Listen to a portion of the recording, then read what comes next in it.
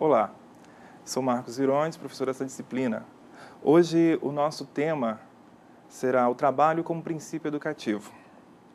O nosso objetivo será estabelecer uma relação dos fatos históricos ocorridos com o princípio educativo e as relações sociais.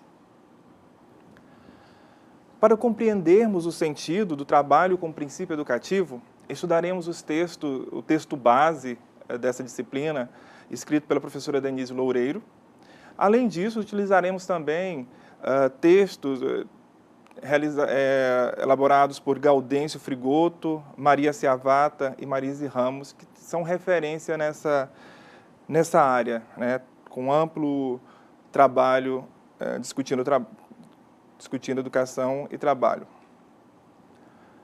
O princípio educativo do trabalho fundamenta-se na explicação marxista de que é o trabalho que humaniza o homem, mas que no mundo da produção capitalista, em que encontra-se submetido ao capital, é fonte de alienação, que educa os trabalhadores no sentido de uma sociedade de relações sociais estranhas.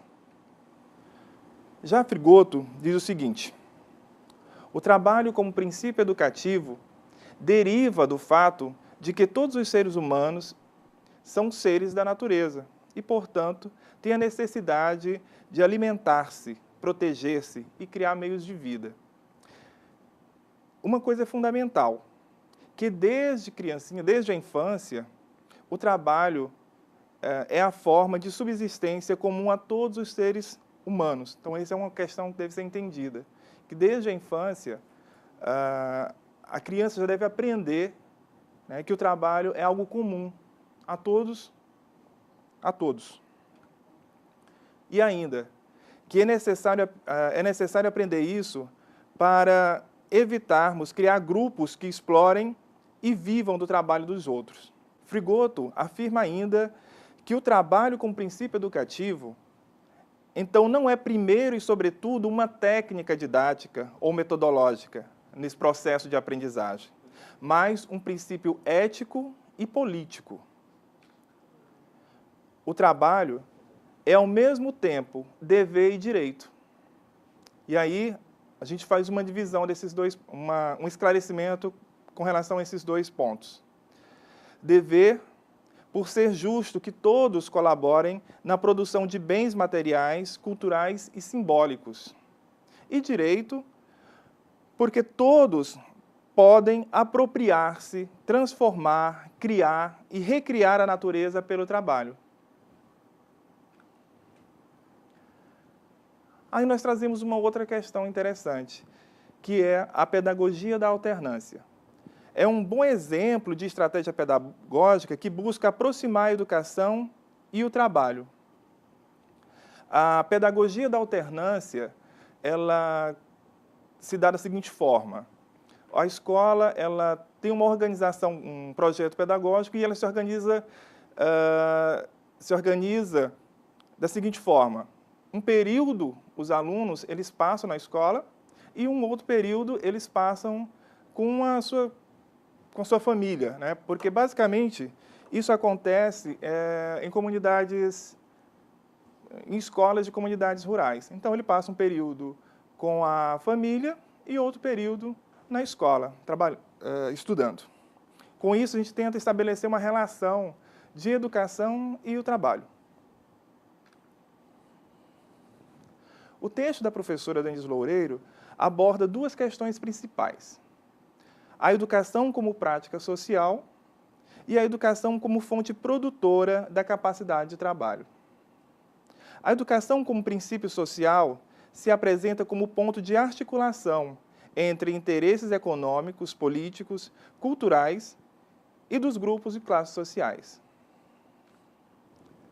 A educação como prática social deve estar atenta para não perder o foco diante dos acontecimentos históricos que constantemente sofrem modificações e são capazes de alterar as estruturas sociais, os processos produtivos, a divisão e o conteúdo do trabalho, os processos educativos e as formas de reprodução da força de trabalho. É preciso pensar a educação como uma verdadeira prática social, pois é compreendida como elemento constituído e constituinte de uma intensa luta hemogênica em busca da relação educação e bom desempenho do trabalho. Diante das reflexões acerca da educação como prática social e da educação como fonte produtora da capacidade de trabalho, podemos concluir que é notória a necessidade do estabelecimento de novos atributos capazes de contribuir na construção, no desenvolvimento e na consolidação de novo fazer educacional, que estabeleça um caminho para a construção da cidadania por meio de atitudes e comportamentos sociais que influenciem diretamente na construção de predicados técnicos e cognitivos, gerando uma real qualificação profissional, de responsabilidade não só do governo, mas dos educadores que estão em contato direto com os educandos. Chamamos a atenção para os trabalhos também feitos pela professora Cássia Quenzer. No próprio texto base já há indicativos, né, de algumas leituras relacionadas a essa discussão. E a Cássia Quenzer termina sendo uma referência nesse aspecto. Para a reflexão também é proposto dois textos, né? O primeiro é de Mauro Titon, que discute o princípio educativo do trabalho e o trabalho enquanto princípio educativo, ampliando o debate com os movimentos de luta social. E o outro texto é o trabalho como princípio educativo no projeto de educação integral de trabalhadores excertos, também de Frigoto, Maria Ciavata e Marise Ramos. Nos vemos na próxima aula. Muito obrigado e até nosso próximo encontro.